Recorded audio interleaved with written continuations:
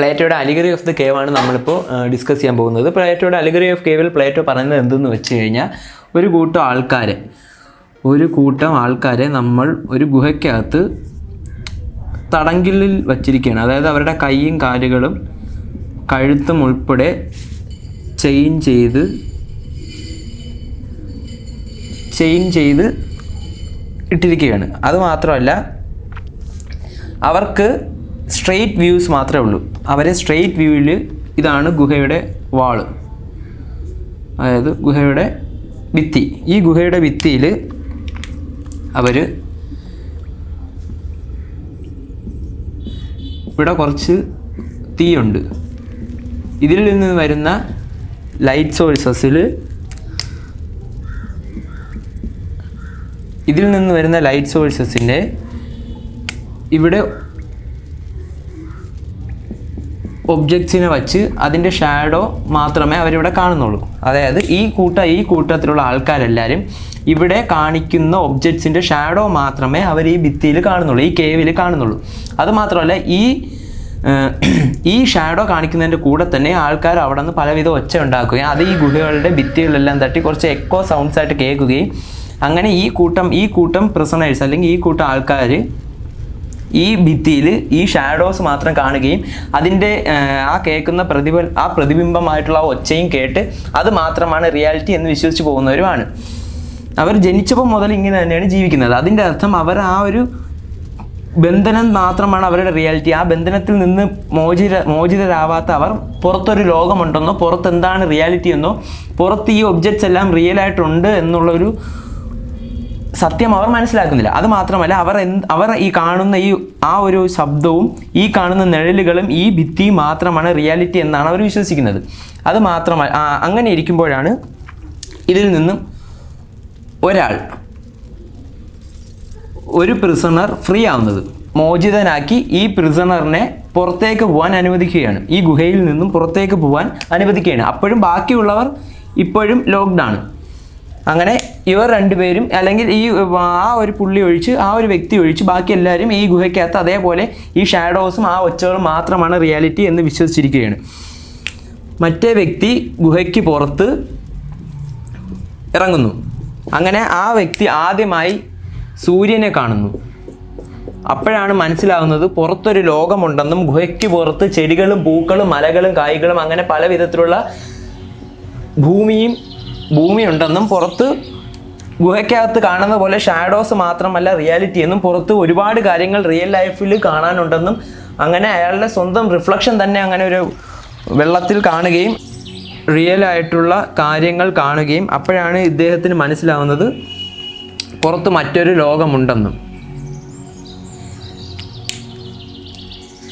അതുവരെ ഈ ഗുഹയ്ക്കകത്ത് കേട്ടിട്ടുള്ള ഷാഡോസും എക്കോസും മാത്രമാണ് റിയാലിറ്റി എന്നാണ് ഇവരുടെ പെർസെപ്ഷനിൽ, അല്ലെങ്കിൽ ഈ വ്യക്തി ഉൾപ്പെടെ ഉണ്ടായിരുന്ന ഇവരുടെ പെർസെപ്ഷനിൽ റിയാലിറ്റി ആയിട്ടുണ്ടായിരുന്നത്. എന്നാൽ അത് മാത്രമല്ല റിയാലിറ്റി എന്നും പുറത്ത് ആദ്യമായി ഇറങ്ങിക്കഴിഞ്ഞപ്പോൾ വെളിയിൽ, അതായത് ഈ ഗുഹയുടെ പുറത്ത് മറ്റൊരു ഗ്രേറ്റർ ആയിട്ടുള്ളൊരു റിയാലിറ്റി ഉണ്ടെന്നും ഈ വ്യക്തി മനസ്സിലാക്കുന്നു. അങ്ങനെ ഈ വ്യക്തി ഇത് പറയാനായി തിരിച്ചു വരികയാണ്.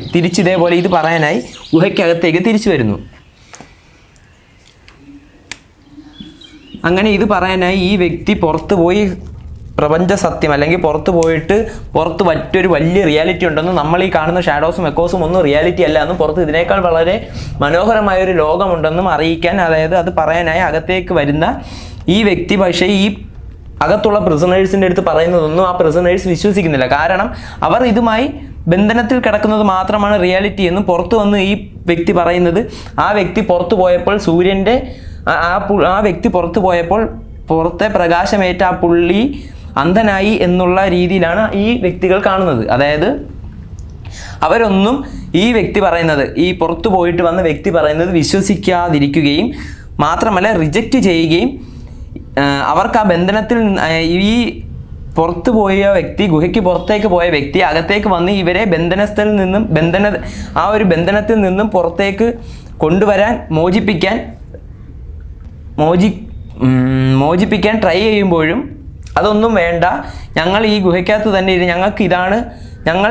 ഇതാണ് റിയാലിറ്റി, ഞങ്ങൾ ഈ കാണുന്ന ഷാഡോസും എക്കോസും മാത്രമാണ് റിയാലിറ്റി എന്ന് അവർ വിശ്വസിക്കുകയും ചെയ്യുന്നു.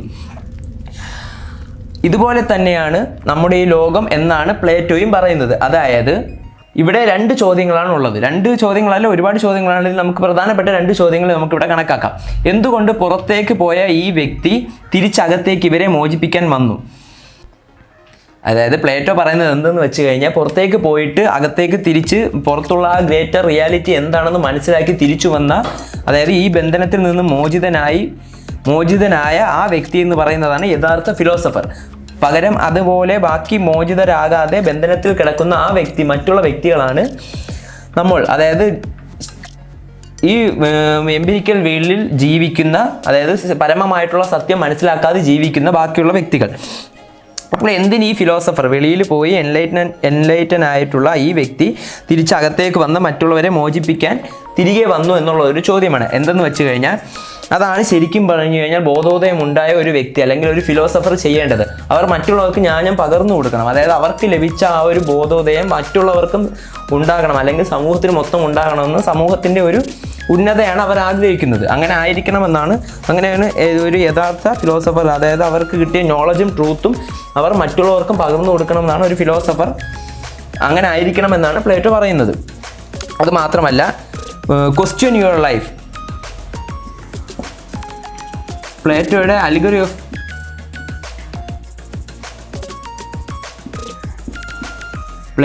അലിഗറി ഓഫ് കേവിലൂടെ നമ്മൾ മനസ്സിലാക്കേണ്ടത്, നമ്മൾ ഈ ജീവിക്കുന്നത് ശരിക്കും പറഞ്ഞു കഴിഞ്ഞാൽ നമ്മൾ ഈ കാണുന്ന റിയാലിറ്റി, നമ്മൾ കാണുന്ന ഷാഡോസും നമ്മൾ കാണുന്ന എക്കോയും മാത്രമാണോ, അതോ ഇതിന് പുറത്തൊരു ഗ്രേറ്റർ റിയാലിറ്റി ഉണ്ടോ, അത് നമ്മൾ കാണാതിരിക്കുന്നതാണോ? അങ്ങനെ നമ്മൾ നമ്മുടെ ലൈഫിനെ എക്സാമിൻ ചെയ്യണം. And unexamined life is not worthy എന്ന് നമ്മൾ സോക്രട്ടീസ് ഒരിടത്ത് പറഞ്ഞിട്ടുണ്ട്. ഇതെല്ലാം പ്ലേറ്റോയുടെ ബുക്സിൽ നിന്ന്, നമ്മൾ സോക്രട്ടീസിൻ്റെ പല ഡയലോഗ്സും പ്ലേറ്റോയുടെ ബുക്സിൽ നിന്നാണ് നമുക്ക് ലഭിച്ചിട്ടുള്ളത്. പ്ലേറ്റോ സോക്രട്ടീസിനെയാണ് ഒരു ട്രൂ ഫിലോസഫറായിട്ട് കണ്ടിട്ടുള്ളത്. സോക്രട്ടീസ് പൊട്ടൻഷ്യലി നമ്മുടെ ഒരു ട്രൂ ഫിലോസഫറാണ്. അതായത് മനുഷ്യരെല്ലാവരും നമ്മുടെ ഈ നേരത്തെ പറഞ്ഞ അലിഗറി ഓഫ് ദ കേവിൽ പറഞ്ഞ പോലെ ചങ്ങലകളാൽ ബന്ധിതമാണ്. അതിൽ നിന്നും ആ ബന്ധനത്തിൽ നമ്മൾ മോചിതരാവണമെന്നും നമ്മൾ മറ്റൊരു റിയാലിറ്റി, അതായത് ശരിക്കുള്ള ആ റിയാലിറ്റി എന്താണെന്ന് കണ്ടുപിടിക്കണമെന്നും അത് അക്സെപ്റ്റ് ചെയ്യണമെന്നും പറയുന്നുണ്ട്. സോക്രട്ടീസിൻ്റെ മരണം, അല്ലെങ്കിൽ സോക്രട്ടീസിൻ്റെ ഗവൺമെൻറ് ശിക്ഷിച്ചതിന് ശേഷം, ഗവൺമെൻറ്റിൻ്റെ ശിക്ഷയ്ക്ക് ശേഷം സോക്രട്ടീസ് മരണപ്പെട്ടു. അതിനുശേഷം ഏതൻസിലെ ആ ഡെമോക്രസിയെ പ്ലേറ്റോ നല്ലപോലെ എതിർക്കുകയും അതിന് പകരം ഫിലോസഫി കിങ്സ് വരണമെന്നും നമ്മുടെ പ്ലേറ്റോ അവകാശപ്പെടുകയുണ്ടായി. അത് എല്ലാം പ്ലേറ്റോൻ്റെ റിപ്പബ്ലിക് എന്ന് പറയുന്ന ബുക്കിൻ്റെ അകത്താണ് രേഖപ്പെടുത്തിയിട്ടുള്ളത്.